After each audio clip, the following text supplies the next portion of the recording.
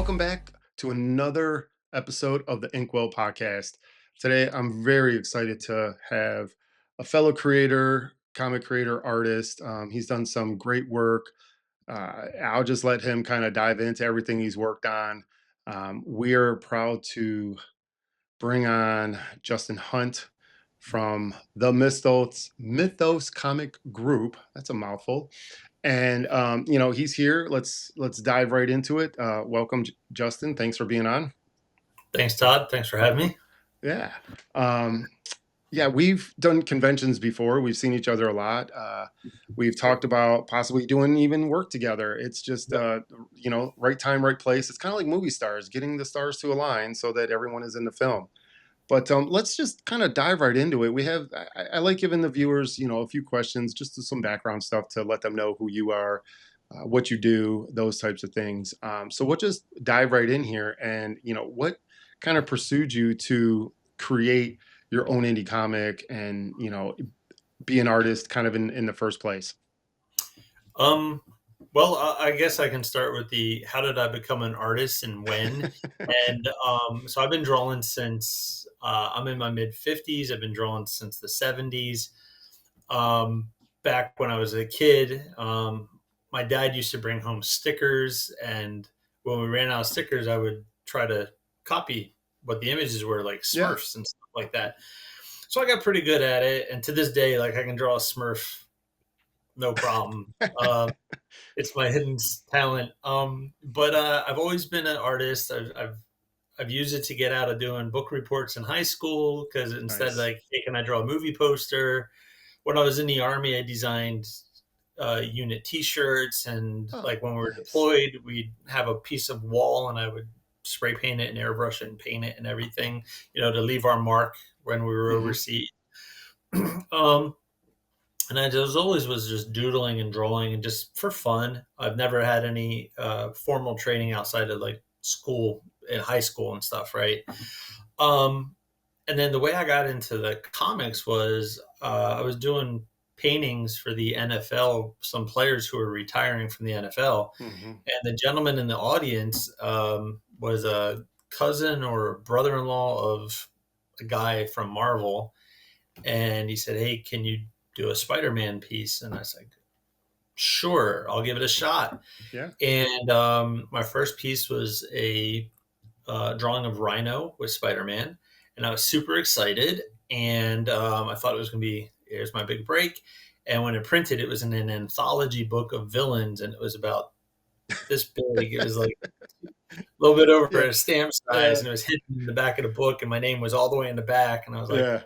well, there it is. And then from there, I got some other projects. I did a couple small things with Marvel, and then uh, just some indies. I saw them out there and said, "Hey, can I do a cover?" And they're like, "Well, what do you know?" And I just volunteered to do them for free, and I just drew them and sent them out and said, "Use Nice. them if you want to." I'm just Yeah. expanding. And then my big break was I was at a show and I had just fan art, and this Yeah. guy came over and saw this picture of Lady Death, and he's like, "Yeah, you got to take that down." I was like, "Nah, I'm good, Yeah. go away." And he's like, "No, you don't understand. I'm Brian Polito. I own that." And I was like, I was gonna say, was it Brian? "Okay, let me take it down." Yeah. So I took it down, and then the next day he came back over and talked to me and said, "Hey, I'll give you a shot. Yeah. And here's what you have to do and draw it out, and you have one Hmm. shot." And I did a book cover. It sold out in like 20 minutes at Emerald City, Yeah. and that pretty much got me some recognition, and then one thing after another, and started doing other works for Counterpoint, Source Point Press. Mad Cave Hmm. Studios came to me. I ended up doing a piece for Image.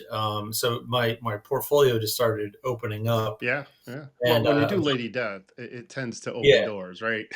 yeah, and I've done see 11 of them now for Nice. Coffin, 10 or 11, I can't remember. And Yeah. he has actual art that he hasn't published yet, but he owns it, so Oh, that's could have cool. more. Yeah. um, I broke 200 covers earlier this year Oh, congrats. in 5, 6, in 8 years. I did 200 covers in 8 years, and I've done some interiors on some anthologies. Absolutely hate doing interior work. Really? It's tedious. I don't know how you do it. I watch you draw it, and I'm like, this guy's got either patience or he's on coke or something because I I can't. wish. um, so for me, I can see it, Yeah. and I can script it and I can dictate it, but I don't like drawing it. So that's the art side, and then the creative side. You asked about the indie. Yeah. Um, we we saw all these stories, and it was a regurgitation of the same story, same story, Yeah. same story, Right.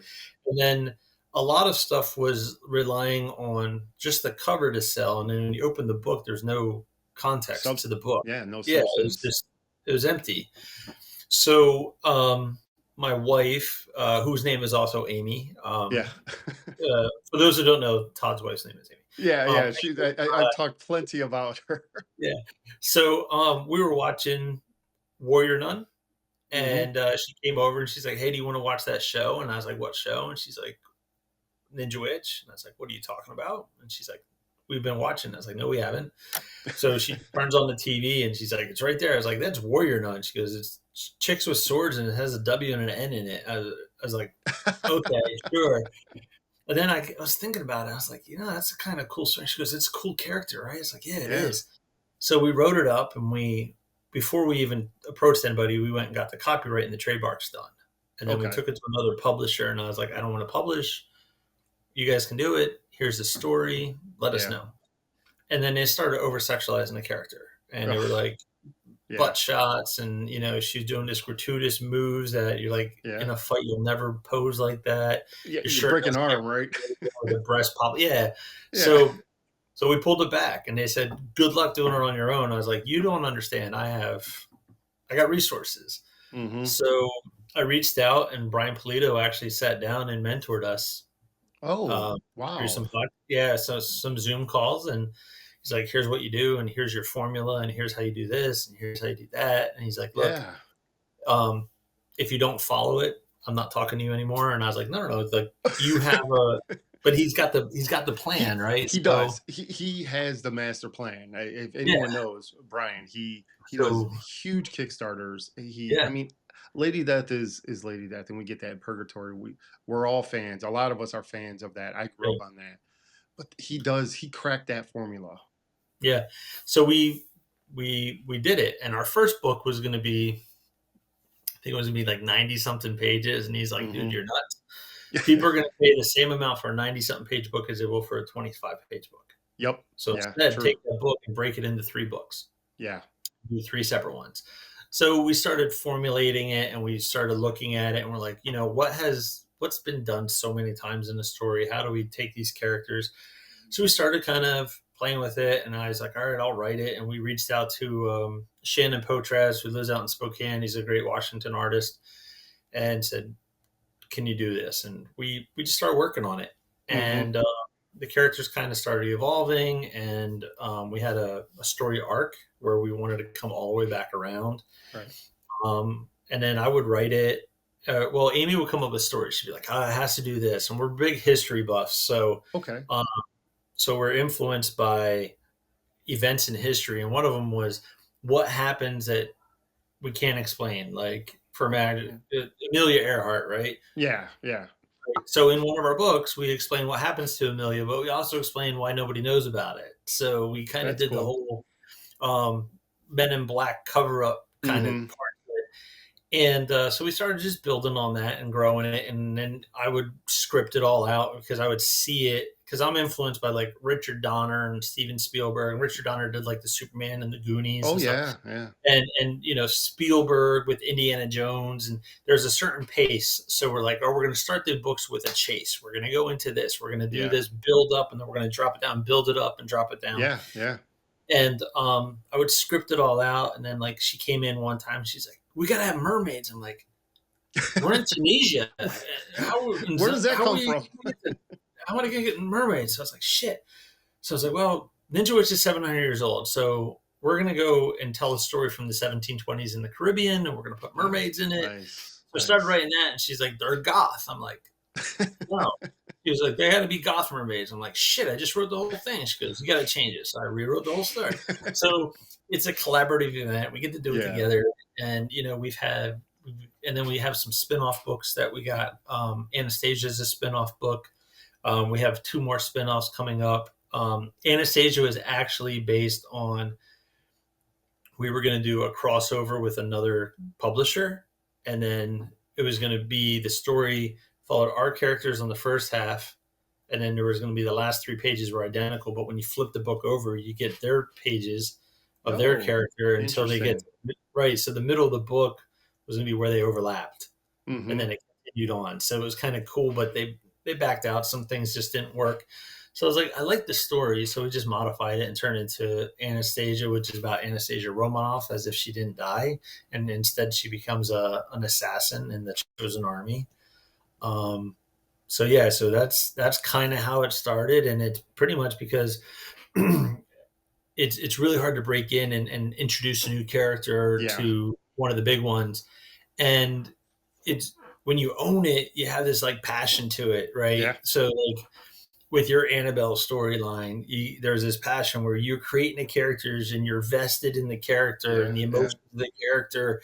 And when people are talking about it, you're like, no, and this is going to happen, but I can't tell you because I know it's going to happen, but I can't Yeah. tell you about it. Right. As opposed to like, it's Spider-Man. He's going to go Yeah. home. He's going to try to do this. And it's the same story for the last 30 years. It's just Yeah. regurgitated. So we wanted to do something different. And we're having a blast. We're building a fan base. Yeah. Yeah, Um, definitely. Definitely with all the Kickstarters. I would say that that's kind of how it is for a lot of indie guys. We or indie artists, indie writers, publishers. We are so passionate and we have such pride in what we do. You know, whether it's the greatest thing ever or it's not, we still have that pride. You know, we are doing the best we can in that moment. We get better, right? We always want to tell a better story. We want better art. We want, that strive to be better. That's a very fascinating history. Like we've known each other for a few years, or at least socially, we've been at shows and kind of yeah, talked and caught up here and there. And for me, it's I never really knew because at shows we're focused, right? We're there to meet people to yeah, kind of promote our artwork, so it becomes a little bit more business oriented versus friendship. Hanging out, going to get a whiskey or something. yeah, It's a yeah, little bit different. yeah, But you did mention like you're not formally educated, and I would say like I kind of am, but I'm not. Where I do have a degree in business and design, and that right, was almost 20 years ago. I would say that has helped me to yeah, design things well, but never self-taught artist, self-taught writer. It seems yeah, like you were self-taught as well for writing and art. yeah. For that side, I mean, I have an education. I have an MBA, so I'm like this nerd kind of outside of it, right? I'm a senior vice president at a bank during Yeah. the day. At night, you know, but yeah, no. What I did was, and actually, one of the books, I guess, I don't know where it's at, but I have the all the Raiders of the Lost Ark and Indiana Jones screenplays. Oh, I would interesting. read it and I was like, Yeah. oh, and then I would read it and visualize it and be like, oh, well, there's not a lot of information. So I'd write my stories and I'd go back and look at these published screenplays on actual movies that I could then interpret. This is what they write, and that's how it transcribes on screen. So how do I see what I see in my head and turn it around and put it on a page? And That's then I was like, a that's comic unique. is really just a storyboard, right? Yeah. Yeah. So then Yeah. I got the Star Wars storyboard book. And I was like, oh, Okay. here's the storyboards, here's the script, that's the movie. Oh, Yeah. well, how do I engineer this backwards to learn how to write it? Yeah, yeah, engineering backwards is kind of interesting because I'm also a film nerd. I love I kind of going down this deep dive of kind of bad movies that have a Yeah, really fun charm to them. So you end up liking them even though their script is terrible, the lighting is terrible, everything's bad, but yeah, you like it. But then there's like super really well done Hollywood films or TV shows, and to me like that's what inspired me, and that's how I ended up writing. I would backward engineer it from a comic book standpoint, where right, I'd see right. the panels and the page and I'm like, okay, I want, if this is the end result, how do I write the script so the artist draws what I see? Like what this page of Spawn is, right? Because Spawn was a huge influence for Ice Pick and Punisher, Casey Yeah, Jones. And so for Casey me, Jones like, is an ice yeah, I pick. love Casey Jones. So, and even like the Marvel, I tell people when I do podcasts where I'm a guest, I let them know that like the Marvel, Netflix Marvel shows were, an influence into how I draw, how film, like how I draw shots and scenes. Right, right. I'm telling this story and this shot is perfect. So I'm going to draw that shot because that works for me. And it's a film shot. So it works well in a comic book as well, you Yeah. know. But you've definitely done a fair amount in the last several years. I would Mhm. ask like, what kind of keeps you motivated? Like, is it just people keep requesting stuff, and you're like, no, I love doing this. And you mentioned you don't like doing interiors, which Oh, I yeah. like doing interiors. There's something about like telling that story panel to panel. But I Yeah. agree. I think I love doing covers more because you can plot it out to where it's like almost it tells a story with one image, and that's almost more challenging in some regards. But what motivates you to keep doing it? Well, couple things with that is a like I got hired a couple months ago to do an interiors. I was like, oh okay, and then I was like, no, and I refunded the guy the money. I was like, I'm done. I can't do it. You're Um, just like nah. I tried. I did like 4 pages on the. It was only a Yeah. 9 page story, and I was like, Yeah. I just can't because I see it one way in my head and it doesn't Hmm. match the script, and I'm like, I think I'm changing it too much, and that's not me. Um, and it, I consider us a successful small press. Oh, Um, absolutely. but it's definitely not for the money. Yeah. Um, we spend a good amount of money on cover artists and print and Hmm. stuff like that. Um, our last book five cost almost $17,000 to make, Yeah. and it's like, people are like, "Oh, you guys are loaded. You're making all these." No, No. no, No. No. we're on the grind. This is being an indie publisher is a passion job. Yes. Um, I think what gets me is, um, I'll be at a show and we have some people who show up and are like, "Do you got the next book yet?" Hmm. And we're like, oh, "What'd you like about it?" "Oh, I love this one. What's going to happen next?" And they're actually buying into your characters. Right. And when they're doing that, it makes me sit there and say, "Okay, we're doing something right. We're doing something that people can appreciate." Hmm. But also for me, I have this like creative itch, and sometimes I just can't scratch it. So instead of going doing something else, if we do it for myself, even if it's wrong, it's still right. I don't know if that makes sense. No, no, And like, it's still rewarding, right? yeah, It yeah, and feels it's right. right. And then like I do covers, and sometimes covers are tricky because they're like, I want it to be 3/4 of the way up. I want them turned like this. I want them holding this sword. And it's like, then take a photo Right. and have Right. somebody else do it. Like, or they're like, can you? One person asked me one day, like, can you draw like Steve Butler? I was like, yes, No. but why don't you just call Steve Butler? Yeah. Like, That's what I mean. I, if you look at my covers, I don't have. You can't look and be like, that's a Justin Hunt cover. That's a Justin Hunt cover. So, because I can draw photorealistically. I can Hmm. draw a cartoon. I can draw comics. I can draw the whole gamut. Sometimes it takes longer. Like I did a bunch of Do You Poo series of Yeah. Indiana Jones and all, and those took forever. They're the easiest ones to draw, but they were so hard because I didn't want them to look like a kid drew it. Do you know what I'm saying? Yeah. So Interesting. I too had the chance. I worked with Murad on a couple of issues of Do You Poo. I did the colors, but I still struggled with the same thing. Like I'm more of like I like looking at someone and saying, okay, that's Stephen Platt or that's McFarlane or that's Jim Lee, yeah, right? There's a recognition there. But to have that gamut, I'm sure that has served you very well to be able to stretch it and do different things. Because Do You Poo is nothing like anything else. no, no, and you mind? I'll show you really quick. Yeah, sure.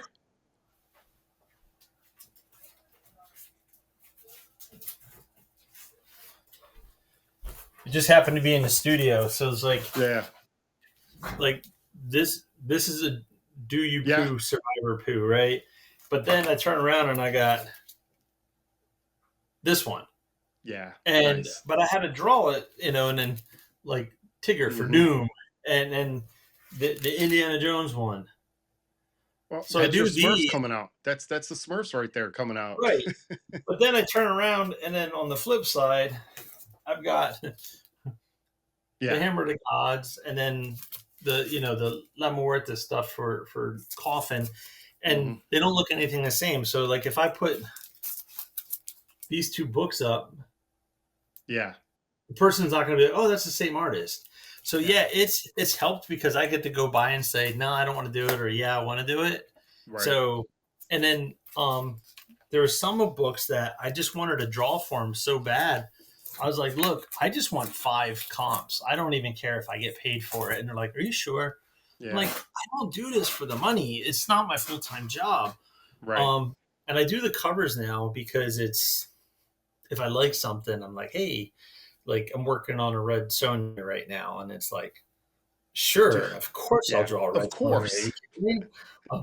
And then it's just I don't know. I have fun with it, and then with our brand, we were able to launch a beer Yeah. in September, and I did the.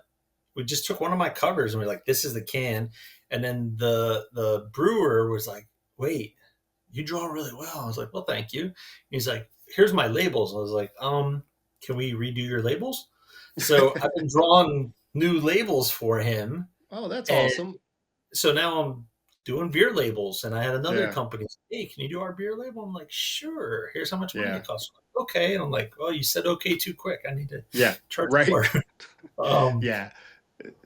No, so that's yeah. interesting. It's there's a lot of motivation out there, and I'm always curious. As you know, I can talk about my motivations, but Mhm.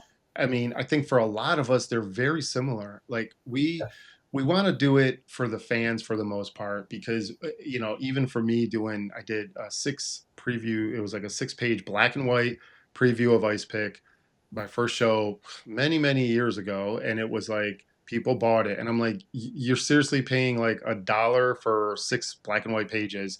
But they liked it, and for me, it Mhm. was like that kind of kick in the ass to say, "Oh, you can do this. People will like it. Keep doing it." Right. So that's just a small motivation, let alone being recognized by Brian, or any other artist, any other writer, any other big name Yeah. talent, Marvel, Image, all that good stuff. Um, what would you say are some of your biggest influences, whether it be film, writers, artists, anything like that? Um, oh, for art, um, I grew up in the Poconos, so I got to meet Frank Frazetta. I got to meet Gray Moreau. Yeah. I lived in the same town as Jim Ballant, so I mean, growing up in that area is very there. But as a kid, I remember Sergio Aragones. He did all this stuff in Mad Magazine, and then he Oh did yeah. Gru, Yeah. and I got hooked on Gru the Wanderer, and that was like I had to buy them all. Yeah. And then I got into Star Wars and the comics, and I became a Rick Hoberg fan, who happens to be he's going to be at the show, and I got one of his pieces. But I started looking at the different back then because I wanted to study like how do the muscles work and how does this Yeah. work and how's it. Yeah.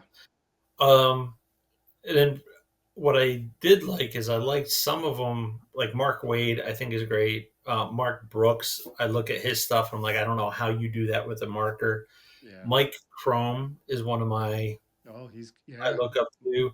He did a cover for us, and I was just like, dude, you make it look too How easy. Like how? he Um, does. yeah, Simon Bisley's been a fan. So like when I met Hmm. him, I fanboyed. My wife will say I did a little bit more, but I fanboyed, and then I was like, Yeah. would you do a cover? And he's like, what's it about? And I told him, and he goes, well, here's the price. I'm like, um, um, okay. And then I Yeah. told my wife afterwards how much we were about to spend. But so far as that, as far as art goes, I like that, but I also like looking at some of the more like Perez used to do baseball cards. Yeah. He used Yeah. to Yeah. paint them. The Petty Girls, looking at the Petty Girls, Soriyama when his did his paintings, Frazetta paintings. So I Hmm. look at all that, and that kind of influenced me of color tones and how to change it, and experiment with different mediums. But I'm a big Michael Crichton fan, So I love his Yeah. books, and the thing I Okay. liked about his books are there's just enough fiction, but there's also just enough fact that Right. is really hard for you to tell the difference. So Yeah. when you read it, a lot of times I'm reading his books and I set it down, and this is showing my age. I would then go to an encyclopedia and like look it up Oh to no. see if I it's right. I had encyclopedias too. Yeah. So I would read it and then I would like get into it and I'm like, oh, this is real. Like Congo took me forever to read it because every time we would talk about something, I'd research it. I'm like, is that a real place? Is this real? What's it look Hmm. like? Describe it right. You're like, Yeah. wow.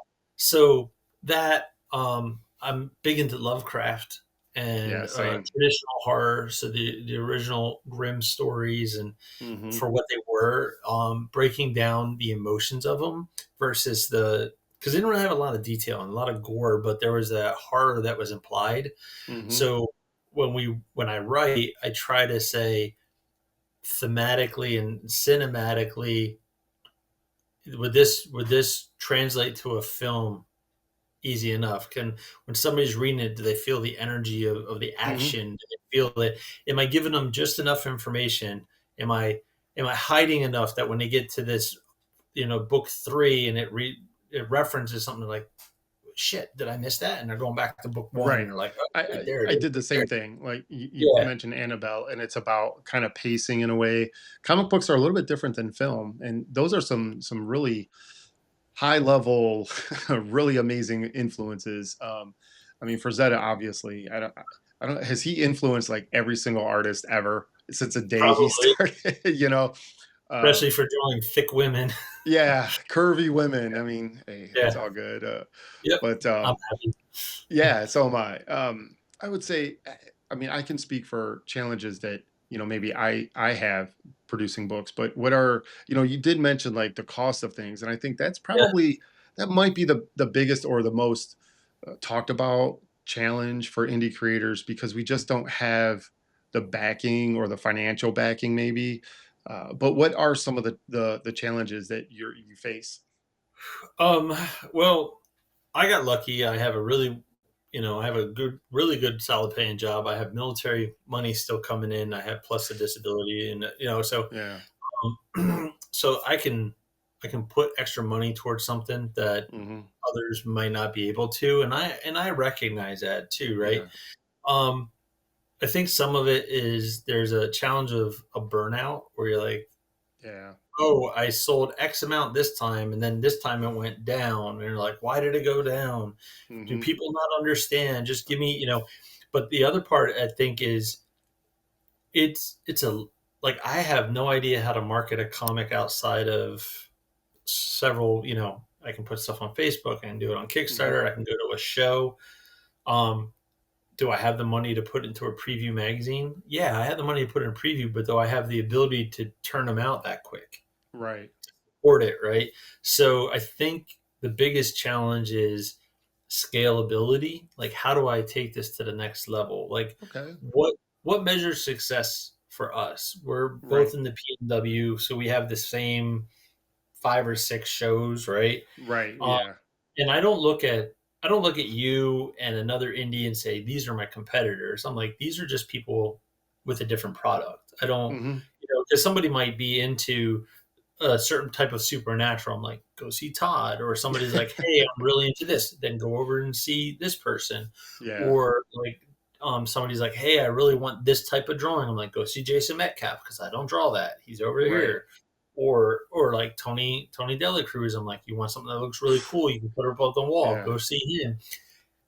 And I think for me, the challenge is how do we get scalable and what do I want from that? So like our next steps, and we've been setting up some meetings and we've had some conferences, and we've kind of publicly teased about it, but we're looking at turning Ninja Witch into an animated series. Oh, So fantastic. it's how do you go from print to that? How much Right. does it cost? We actually started shooting a movie back when COVID hit. Tom Sizemore was actually in the movie, and then he passed away because he OD'd. So we couldn't Yeah. do the movie. So it's like, all right, what do we do next? Right. And So we actually went and had a really good chat with Kevin Smith 2 weeks Yeah. ago in Chicago. Um, and he's got a bunch of our stuff, and we got him a custom jersey. Like, we made this huge box with all of our life of comics in it, basically. Hmm. And we didn't say, hey, do the next with us. We're like, we want you to mentor us and help guide us. And how do we work with that? And we've had a couple people work with us. We had some actual the Yon twins who do the boys. Hmm. They're producers on that. They've talked to us, and it just didn't jive. So we weren't just gonna like sell it out because we still want to have some creative process with it. Yeah. So, what's next? And one of the things I want to do is, and it's a I'm not drawing any of it at all, but we're like, it's Ninja Witch. What would work like naturally for it? So I was at Barnes and Nobles and I'm going through and I look over at all the manga and I'm like, holy Hmm. shit, we have to Yeah. turn all of our stuff into a manga. So, but now I'm looking like I got 500 pages of comics That's one to turn, manga. right, but you got to pay to have somebody draw Oh yeah, yeah. all of it, right? And then you also have to rewrite it because now you're going right to left and this way, and Yeah, the yeah. It's a little flow is a little different. different, right? So Yeah. where you think you have a double spread page, maybe you don't have a double spread page. Right. So it's like, now I got to work with a manga scripter to Hmm. redo it all. So we're doing that. We're taking it and we're novelizing it. We're having a ghostwriter help novelize the story. Nice. So we're trying to just branch off because, and you may get this. We get people who are like, "Oh, I don't do comics. I just do regular books." We're like, "Well, here's a novel." "Oh, I Yeah. don't do that. I do manga." "Well, here's the manga." Like, Yeah. trying to Eh, eliminate that, but we're also having fun with it. Yeah. And you know, we put out a lot of books and we spend a lot of money. So now we're pulling back because we have a solid foundation set of books. So now Hmm. our goal is to go to different conventions outside of the PNW and promote the book that way to grow the fan base.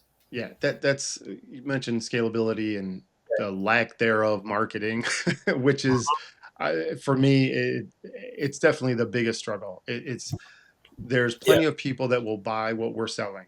I mean, yeah, plenty of people, and probably plenty enough people that would buy what we're selling to replace our income. It's just a matter of getting it in front of those fans. yeah, I'm sure with Ninja Witch, you have your super backers, you have your super mhm, fans that spend yep, hundreds of dollars. They're yeah, out there. It's mhm, just the marketing side of it, getting it in front of the eyes, in front of the right people, getting the art in yeah, front of the eyes, I should say. um, and you're right about scalability. That's a challenge I've not necessarily heard from indie creators, but that's actually thinking about it. That's a huge challenge because do I think for a lot of us we think scalability is, oh well, let's be in more stores, let's get into brick and mortar stores, which right, as much controversy as there with brick and mortar, is it valuable? Like, is it worth being in the stores? Are you going to sell 5, 10, 20, 30,000 books? Probably not, depending on your book. But you're scaling in a whole different way. You're scaling with other visual medias, and that's really an interesting way to approach scalability. It's not just scale within the comic industry. Let's yeah, scale outside of that, right? And I hmm, think that's smart because then you end up having other eyes on your product, and they yeah, come back to the book and say, "Oh, where did it start?" I'm right, not a comic person necessarily. I read novels, but I want to buy the issues, all the issues, because I want to see right, where it began. So yeah, that's fascinating. And I think we'll touch on your website and your Kickstarter here in a second, or at least the last Kickstarter that you had yeah, yeah, going on. But we talk about marketing and promotion type of hmm. stuff. Have how do you market outside? I mean, you talked about social media. Is that kind of the primary way, or For now, so when you do a business, you can scale vertically, which means you add stuff within the pipeline, right? mm-hmm, Or you can go horizontally, which is what we're doing. We're adding these other dimensions. And like mm-hmm, within the novel, I can put stuff in the novel that's not in the book, correct, right? right, So, but it's specifically for a different person. So then Mhm. they read it, kind of like when you read a novel and then you watch the movie, then you go back to the novelization Yeah. of the movie. It doesn't match the first novel, right? So, Mhm. um, so for us, we I have a hard time being I call it a Facebook whore, right? Every post is like, "Hey, come do this," and then, "Hey, Yeah. come do this," and I then feel the same like, way, man. It's like yeah, and then endless. I'm like, these people don't want to be inundated with that, so we try not to do it. And Mhm. detrimentally to the last one, I was like, I'm not. I'm going to post it. I'm going to send an email out to everybody who's bought it before, and Mhm. it sells, whatever. Um, and then what we also did was we realized that when you go to some of these Kickstarters, there's so many options that Mhm. people pull back. So when we did um, Hammer of the Gods, we basically said, "Here's Hammer of the Gods. You get this. We give you these 3 stickers and this print. That's your option. Yeah. You don't. Interesting. There's you, and we did 450 copies, Nice. and Yeah. right, because some people were like, "I'm going to buy 4 of them," and then I had a shop out in I think South Carolina or North Carolina was like, "How close is this to like the barbarian hordes?" And I was like, "Dude, I'll send you one for free." So I mailed him this one. And he called back. He's like, "I need 50 copies for my comic shop." I was like, "Great, here's the Nice. rate." And he sold out in 2 weeks. And he's like, "If you Nice. got any more stuff like this, let me know." And so like when we did the last Kickstarter, we were like, you can get book one, you can get this book, and you can add these two, or you can buy this one and add these two, but you can only get this one as an add-on. And if you get Mhm. all three, you get a hat. So we try to keep it simple. What we are doing though is we are hiring a web designer Mhm. who's going to develop with SEO, so search engine optimization, to Right, bump right. us up. So when people are looking for that, that we can be competitive with Image and Marvel and whatever. When people are Mhm. looking for comics Mhm. and have the other part is I have to buy enough stock, right? And then when somebody orders it, we have to have the ability to Ship it. package, label it, and ship it Yeah. in a relatively short amount of time. Um, and one thing that we've successfully done is all of our Kickstarters we ship within 2 weeks of it funding. Mhm. So by funding, so some people don't understand how Kickstarter works, but let's say it ends on December 1st. It takes Kickstarter 2 weeks to pay you, and they take their Right. 10% off. Then it verifies who's actually paid or not, and then I Right. ship out. So that's how I look at it. Of how much are we going to have, and then how much stock do I need for a convention? So like we have the convention coming up, and we went through and we're like, oh, I have 2 of these books. I need to call. So I had to call the printer. I'm like, hey, I need a bunch of these, right? Yeah, yeah. But part of the marketing is the new convention, Grit City. Mhm. We called them up and said, can we be your title sponsor? So Yep, what I does that saw that. mean, right?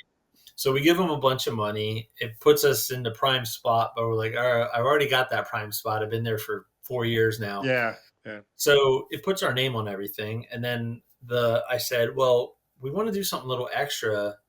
And as a title sponsor, are you okay if I do this? And they're like, what do you want to do? I was like, everybody comes to my booth and like, can I have a bag? And I'm like, I don't have a bag. And they're like, can I go to this person? Can I have a bag? I don't have a bag. So it was like, we're just going to give the first 500 people are going to get a bag that says Grit City, sponsored by Mythos Comic Yeah. Group. So now everybody has our bag with our logo on it. So now we hope that that drives them to social media for people who might not know who we are, or Yeah. they leave it at somebody's house, or they're in another shop or whatever, right? Yeah, and they're like, Which "What is means, this?" yeah, which means I have to fix my damn website because the landing page sucks right now. So, so marketing is that we've looked at, do we do radio ads? Do we, but who does that talk to? So we Mhm. think that we're going to do this one. Emerald City, we're not paying to promote in there, but we're going to go to like Tucson Comic Con and maybe Salt Lake City or whatever and Mhm. see how can we be a sponsor. So it's like, Mhm. do we give out lanyards that have our logo on it? Do we do like a free giveaway where so last year at Emerald City we had it so if somebody spent X amount of money, they got entered in and we gave away a PS5. Oh, So okay. That's cool. what it did was, but we also said you have to have X amount of people, right? So if we Right. didn't have an X amount of people, That's because it. we knew how much we paid for it. So Yeah. we knew that we wanted to make at least 3 times that. So we took whatever it was and we said, this many people had to spend this much money, so we knew Yep. we could pay for the PS5 and then make some money on it. So it drove people, and some people were like, they were like $25, and we're like, hey, for $30, and they're like, all right, I don't play it. I'm like, dude, it's a Christmas present. Think about it. You'd Yeah. be the Yeah. cool aunt. Oh shit. Well, I don't have anything for $5. So you got to spend 15. So now you're over, and it's like, Yeah. you know, It, that's an interesting point you make up is it's a numbers game, and we'll switch over here and go check out the latest Kickstarter, let's say, mhm, and this was Ninja Witch. This, you said it basically came with 3 books, and even Kickstarter, along with doing a show. We've touched a little bit how it's kind of a business. Uh, we're artists, we're friends, but we want to make sure that we can continue to do what we like to do. We like to make some money, on top of that. But right. even doing Kickstarters, it's a business, and it's important that whatever we spend on a book that we can Yep. make back, right? Yeah. Whether it's and shipping, we're not even going to touch shipping because shipping has become like crazy expensive for some people. Yeah, Um, we I've put the shipping in there so people aren't surprised, and we do okay, if it's in the States, it's $6. If yeah, it goes over, then we eat it, and if yeah, it's overseas, it's $30, and if it goes over, we eat it, yeah, and we just make it flat because it's easier for people to calculate, you yeah. know? and Um, and that's what I do. It's a flat shipping fee, and same thing. Like overseas is just kind of, I don't know. It just seems a little absurd, but you know, it can be, and then people don't think about it. They get the label and they're like, "Oh, you charged me 6. It says 465." I'm like, "Right, but there's bubble wrap, there's tape, there's the yeah, packaging, there's I have to pay a fee to use stamps.com. I have to yeah, pay for the yeah, sticker." Like at the end of the day, it's probably cost me 675, but I lost 75 cents, lost it, but you make sure you price your books high enough that whatever. yeah. And was this like a graphic novel then, or are we looking like all 3 issues, or what? So the trade paperback is books 1 through 5 plus Anastasia. So and then Hmm. book one has 2 chapters, so it's 7 chapters in one book. So 140, 160 pages ish, roughly. 198. 190. Okay, Yeah, that's a large graphic novel for 45 yeah, bucks. yeah. Yeah. Actually, hold on. You mind? Yeah, not at all. Sorry, I was ill prepared. So No, no, no worries. this is the trade paperback. Nice. Nice. It's and it basically we whoops. It's got everything in there, but Mhm. it's Mhm. got no frills. And what I did was um, the only covers that are like between the stories are the covers I drew because I was like, Okay. it's my book. And then at the end we threw some like extra art in there, Mhm. and then Mhm. we did a little like thank you page. Yeah, yeah. Nice. So and then on on this one, so that's this one. Then the mega, Oh, okay, so it's like a magazine size almost. it is, and Yeah, it's hardbound. hardcover, Okay. and it comes with um I don't know where it's at in here, but we have somewhere in here. Hold on.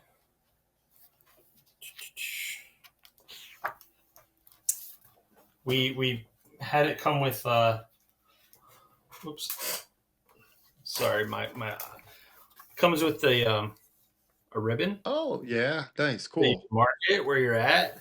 And then we gave everybody like a book plate Mhm. so they can put on it. But this one's cool because the forward's by Brian Polito. Oh, very cool. But this one is a lot bigger because it has um, all of the stories, but then we have all 60, whoops, all Yeah, yeah. 60 of the covers.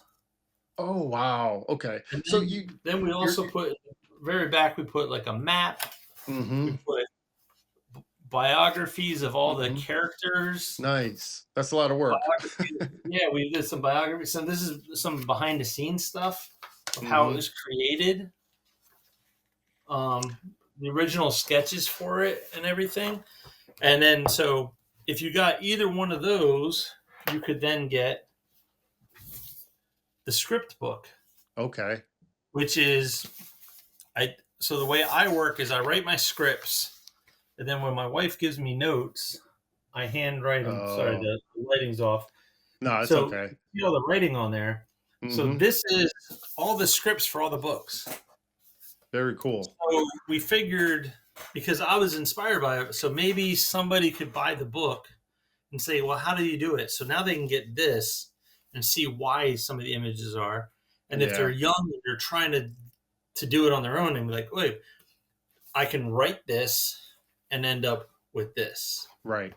right? Yeah. And it did like just under $4,000 on Hmm. Kickstarter. But if you think about it, when you create a comic, like when you create your new one, Luke, right? When you're doing Hmm. Luke, you have to spend time and money and energy into the one book. Oh yeah. These books are already done. All I did was put Right. them together and Still, repackage it, still time, right? time and It, energy. it Yeah. is, but I don't have to do any more product, Right. Way right? less. So Yeah. now I just do this. So then we ordered them, and then we've actually sold almost four times the amount through people messaging us and selling them through PayPal and Yeah. Venmo. So we've done about $4,000 there, and we've sold close to $15,000 worth Outside afterwards. of, yeah, Yeah, yeah. That's the important thing is like I think for anybody out there that is thinking of doing this or is already doing it, right? It's Kickstarter is not your only avenue. There's no, so many other avenues. Are you going to have these books at Grit City though?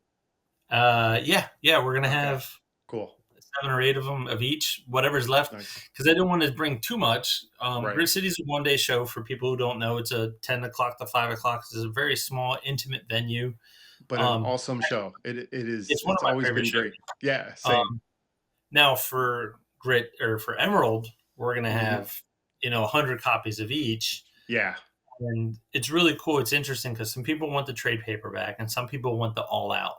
right. So they want that mega edition, and the mega edition's $130. Yeah. And some people are like, "Oh, that's so much money," until you realize it's a hardcover.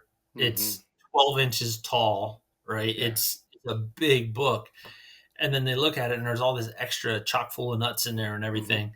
Um, and then the people that we put thank yous in there, we didn't even tell them. Oh, So nice. Okay. when they get the So that's book and they cool. read it, all of a sudden it's like, hey, special thanks to these super fans or these Hmm. people who helped inspire us or these people who worked with us. And um, one of the coolest ones was we're always asking people, and I think this is a frustrating part as a creator, and maybe you have the same frustration is I want feedback because I can't get Yeah. better unless I know what doesn't work, right? So if my numbers are changing and people aren't buying the same amount, or this one's selling more than this one, or Yeah. I don't have the same repeat buyers, I'm Yes. like, why did I lose you?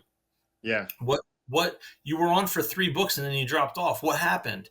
So we got some actual feedback, and you can see my maturity as a writer because I was like, oh, I got to change this, and I have to Hmm. add this element to it or this thought process. And I took those 2 people and I threw them in there as special thanks. And Nice. then I sent them the book. I didn't even tell them. Yeah. I just put it in a box and sent it to them. And they're like, I didn't order it. I was like, yeah, just Like, read it. no, And no, I read it. no. Holy shit, you put me in there. I was like, it wouldn't have got to where it is if you didn't tell Without it. me where I was Right. wrong, Yeah. you know? And now I kind of want to go back to the first 2 books and be like, fix them and Yeah. I want to do the George Lucas Star digital Wars. edition, the Blu-ray edition. No, you bring up a really interesting point about the maturity of us is, I mean, I've been doing this for quite a while, you as well. Just, from the first 4 issues of Ice Pick, which oddly enough, for those that don't know, I did everything myself, right? I did all the writing, drawing, inking, coloring, lettering. I had no idea how to letter a book. Figured it out. It's not terribly difficult, but there's a craft to it for sure. Hmm. And then from that to Annabelle. And I think, since I was doing Ice Pick, it took about a year, 10, 12 months to do a book. Hmm. Again, having a full time job like you doing this on the side. Annabelle had an art team. And I think the maturity of the writing shined through because I was able to spend a little bit more time and you have that experience. And then you're like, okay, these are plot holes or these are things that I need to address, or just like you said, a different way of thinking, Yeah. approaching a script. So that's very interesting feedback there. Yeah, and well, as much as you're having the website redone, but we'll jump in Yeah. and show the people. I mean, again, super cool artwork. The artwork kind of speaks for itself. It's really cool. The character, as a designer, I can say I love the design. It's just a fun design. There's things about what makes a well-designed character, that you could go down the checklist of things, and I think Right. that kind of nails it. um, and it's a basic website, but at the end of the day, I mean, it's there to let people know who you are, what you do, and to get in Yeah. touch with you. And like you said, you've sold books outside of the website, so Yeah. it's done its job. It's brought people to Hmm. you, bottom line.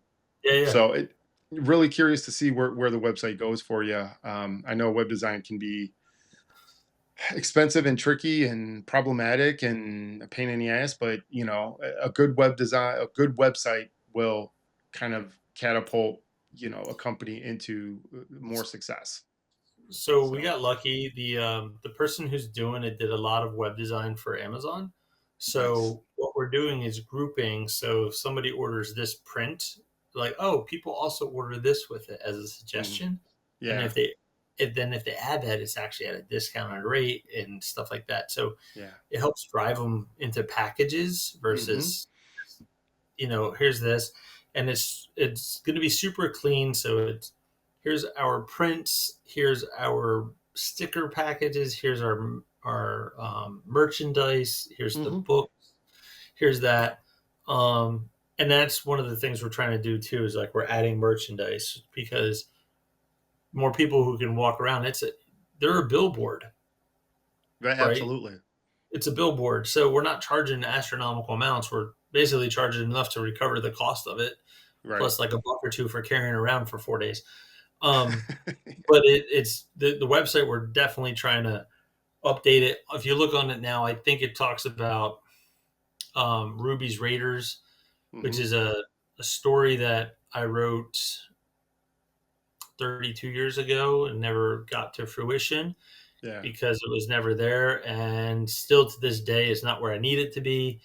So I keep working on it because I really have passion for those characters, and it's futuristic steampunk. If you think of Mad Max, The Postman, and Waterworld, but put them all up in the sky, that's that's that's Ruby's Raid. interesting. Yeah, so it's got like the ship is called the Ruby, and her group is the Ruby's Raiders, and Hmm. Scarlet is the main person on it. And like there's this giant guy who pilots the airship, but he's blind, but he's got gills, and he uses barometric pressure to move it. And then there's a little dwarf or midget or whatever the proper term is, Yeah. not sure, person. But he works in the engine room because it's so compact. But instead of a parrot, he's got a little mini dragon that uses like weld stuff together. Yeah. And the guy who works on the outside of the ship, um, the movie Treasure Planet was Yeah. influenced this. And so there's this guy who works on the outside, but he's got no legs, but he got these like repulsor lift chair that he floats around on and stuff like this. And That's so cool. I just, we want to get there, and but we're focused on the Ninja Witch, and then we have this year we have Sleepy Hollow reimagining that's coming out. Like there's werewolves and demons and stuff in Sleepy Hollow, and then we have a Krampus story coming out this year, and then we have a statue coming out, and so we're just trying different things, I guess. Hmm. Throwing darts at the dartboard and see what hits. Yeah, I kind of struggle with that myself. Like when I created Ice Pick, it was I created three main characters: Ice Pick, Annabelle, and Luke. Luke Hmm. and Ice Pick were friends. They went to college together. They ended up working together, and they were scientists and doing science cool stuff, right? And Right. typical. That's how Ice Pick kind of initially gets his powers, which was magic that was already in him that he had no idea about. But Annabelle being the fiance, having these three characters and splitting that off into individual issues, I still on the fence whether that hurt or helped the business kind of grow, because I wanted to tell those stories, but could they have been all Ice Pick stories? Right. And Right. it seems like what you're doing is these characters are they part of the Ninja Witch universe? They're completely different. So the Ruby's Raiders is totally independent. Yeah. Um, I one thing I didn't like about like the DC and Marvel was like this is all part of this and this is all Hmm. part of this. I'm like these are separate, right? Now the Sleepy Hollow Hmm. is a Sleepy Hollow until it becomes a Ninja Witch book at the end. So that's all I can say. That's cool. So, Yeah. but the Krampus story has got nothing to do with Ninja Witch at Yeah. I all. love Krampus. And That's yeah, so that's it's fun. it's called Miracle at Ravensburg, and Ravensburg is a concentration camp. It's called Miracle at Ravensburg, a Christmas story, and then we cross out the word Christmas and use blood to write Krampus. And Nice. that's the extent of what we're going to tell people. But it's basically if you can put two and two together, um, and that's like a 18-page, 16-page story. It's not long. It doesn't need to be long, Hmm. but it's definitely when you look at it, the people we beta checked it with are all like, Hmm. "Holy shit, yeah, absolutely, this has to happen. I want to see Yeah. this on the screen." And you're like, Nice. "Yep, I wrote it right." So Nice. And is that there an was totally ETA? inspired by. Was that? Is there an ETA for that one? For that So story? yeah, we're gonna launch the Kickstarter this month. Oh, The okay. Krampus one and the Sleepy Hollow together. We'll launch them on Hmm. one, and then we will deliver in January. Okay. So Nice. we're off by 30 days where we wanted to be, but sometimes that's the nature of the business. Yeah. Um, Yeah. but it's definitely it was inspired by um, Alien, and Nice. All so time. yeah, so it's inspired by Alien, the way some of the scenes are written out, and it's also very much a like instead of seeing everything happen, sometimes you just see the results of it and let your Yeah. mind fill in what happened. Hmm. But it's all basically told from the eyes of one person in a concentration camp. So Okay. Interesting. We'll in keep an World eye War out for II. that. So Yeah. Definitely keep an eye out for that. Yeah, I think we're gonna wrap it up here. It's been a lot of fun talking with you, just getting to know you a little bit better, yeah, hearing like just the stories. I love good stories, and meeting Brian. I've met him at shows. He's a great guy, very approachable, and yeah, even some of the other people we mentioned that we're friends with at shows. Jason Metcalf and Tony Dela Cruz. Shout out to Tony. He's doing well. He yeah. had some health issues, but hopefully he'll be at Grit City and we can catch up. But He said he would be. So yeah, he's another. I mean, everyone here that we've mentioned, phenomenal artists, and they do their own thing, whether it's into books or they just do covers or prints or fan art, whatever it is. Kudos to all of the indie people out there and the creative people.